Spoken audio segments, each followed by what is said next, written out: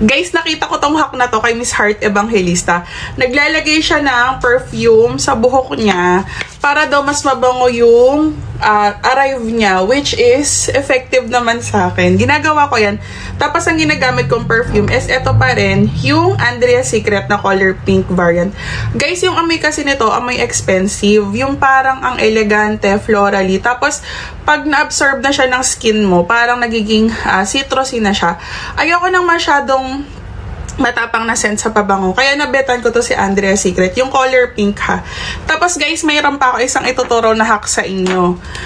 Maglagay daw ng petroleum jelly dito sa mga pulse points natin. Yan, pwede dito sa radial pulse. Tapos, dun ka mag-spray ng pabango. Mas magtatagal pa daw yung scent ng pabango mo. Although, si Andrea Secret, guys, napansin ko sa kanya, ang tagal talaga ng effect niya sa akin. As in. Tapos, pag nag-die down yung scent,